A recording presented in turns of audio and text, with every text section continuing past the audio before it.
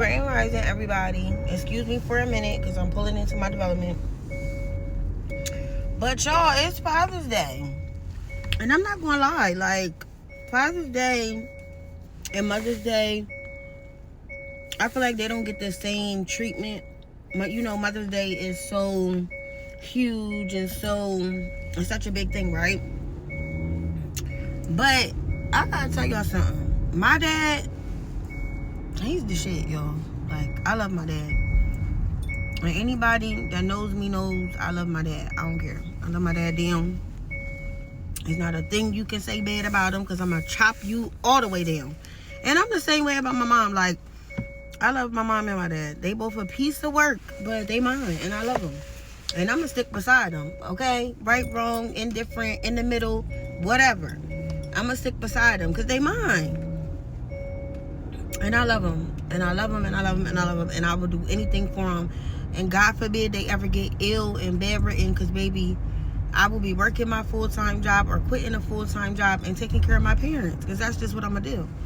But anyway, I said all that to say that, like, we know Mother's Day is this, you know, this huge thing. And moms deserve it. Like, don't get it fucked up. Moms deserve it. But dads, the good ones, the real ones, the stepdads, the adopted dads, the ones that, you know, just the men that are men. Let's talk about the men that are men, okay? That are real dads. Because, you know, it's a lot of men out here that make babies. You feel me? And they get glorified in their trash. They get glorified in their trash.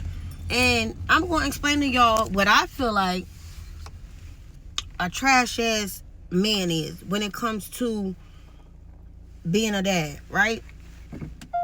You can say what you want, because y'all know me. I got my opinion, and I'm gonna speak it, because it's mine. This is my phone, and I pay this high-ass phone bill. So, I'm trying to park, too, at the same time. So, my definition of a trash-ass man, supposed to be somebody's dad, is this. 1, you don't even know your children. You don't know them.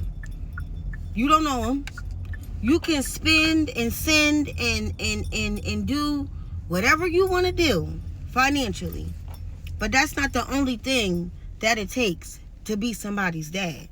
Or mom. But we're not talking about moms. We're talking about dads. Like, it bothers me to my core when I see these guys and they feel like they doing their biggest one, but you could never, ever, ever in life be doing your biggest one without taking care of your babies. I'm sorry. You can't. Have you ever heard the saying that God blesses, but the devil also blesses as well? So you may look like you're doing great. You may feel like you're doing great. But if you ain't taking care of those babies, getting to know your babies, spending time with your babies, you can't expect for you to be up on this pedestal. Now, there are women that will put these guys up on a pedestal, right? And I'm sure I've done it at some point. Because that's what women do. We comfort and pacify and do all this shit sometimes. And in reality, when you give people a reality check, they looking at you like you crazy and like you got 2 heads. But the reality is, some of these people are piss poor. Okay?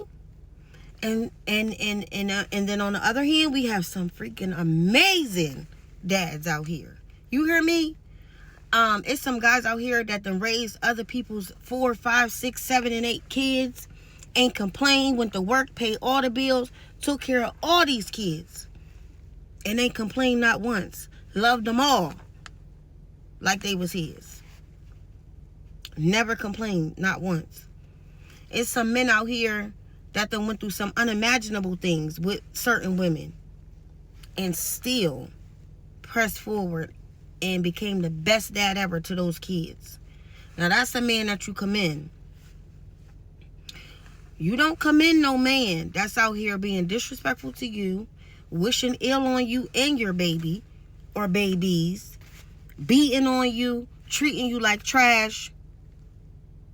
And you know, as a woman, we tend to settle, right? We deal with a lot of shit that we ain't got no business dealing with.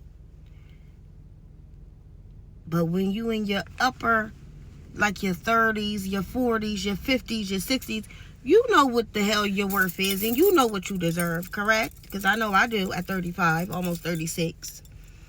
And like I said, we tend to settle. We tend to pacify.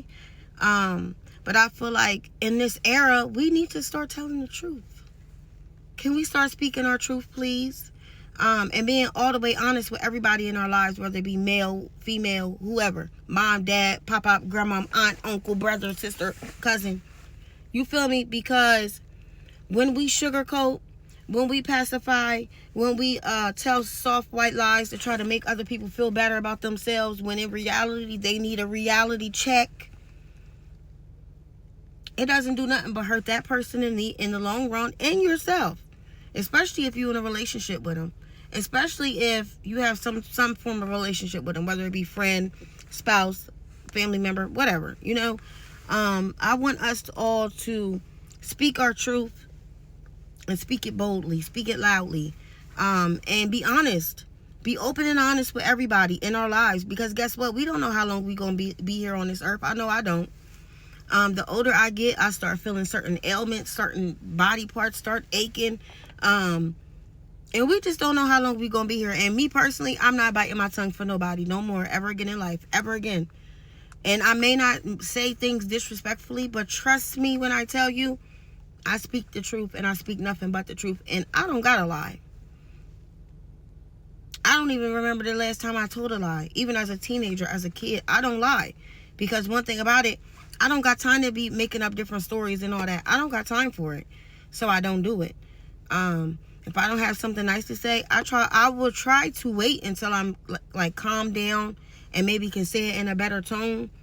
But I'm telling you the truth, because guess what? We all need to hear it. And there's been times where people have told me the truth that I may not have wanted to hear. But guess what? It was what I may have needed to hear in that time. And guess what? It made me a better person in the long run. So I said all that to say, if you have a wonderful man in your life, whether it be spouse, father, husband, boyfriend, brother, cousin, love on them today. Because guess what? Men go through so much trying to be the best, trying to be everything for everybody. Just like us women. Some men, right? Not all. But we have a lot of good men out here too, right? Love on them. Treat them today. Love on them. Love on them, right? I have a man in my life that is going through a lot. But I'm still going to give him some love, because guess what? It hasn't always been bad. All bad, you know? And what we do for people that are not going through the best of times, we pray for them. We lift them up. We lift them up. We encourage them. We love on them. No matter what the situation is, right? But I'm thankful. I'm thankful because I'm thankful for the gift of life today. I'm going to say that.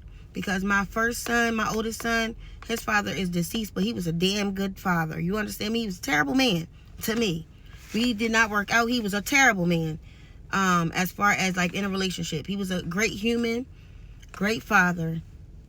And he's no longer here on this earth. So, like I said, I will always honor that man because he made a way for me and my son and really all my kids, honestly, because financially, certain things are afforded to me that had he not been in the military, I would not have those things. So, like I said, I would much rather have him here to be with his son, his only child, but he's deceased.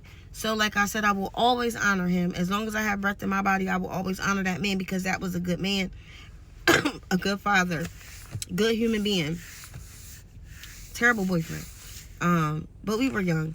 But he was a great father.